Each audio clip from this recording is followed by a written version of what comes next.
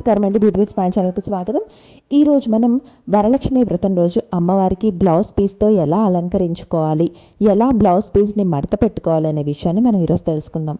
సాధారణంగా ఈ విషయం అందరికీ తెలుసు, కానీ కొంతమంది తెలియని వాళ్ళు ఉంటారు కదా, కొత్తగా పెళ్ళైన వాళ్ళు.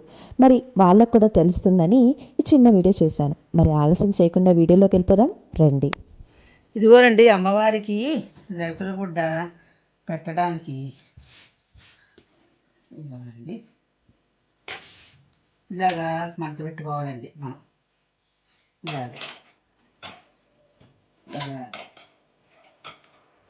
ఇలాగా ఇదిగోనండి ఇలాగా ఇలా చూసారా, అదిగో అలాగా అలాగా అది అలాగండి. మళ్ళీ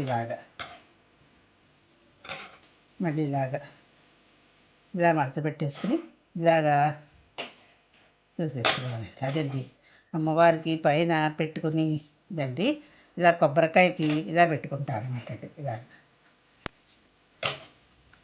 ఇలాగా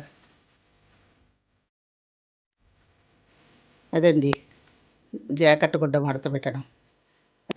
ఈ వీడియో మీకు నచ్చితే ఒక లైక్ చేయండి, షేర్ చేయండి.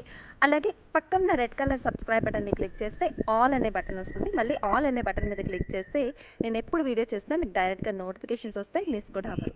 ఇంకా మన ఛానల్లో బోల్డ్ అనే వీడియోస్ చేస్తాను. బ్యూటీ టిప్స్ కానీ, హెల్త్ టిప్స్ కానీ, భక్తికి సంబంధించిన వీడియోస్ కానీ, రంగోలీ కానీ, రెసిపీస్ కానీ, ఇలాంటి చాలా వీడియోస్ చేస్తాను.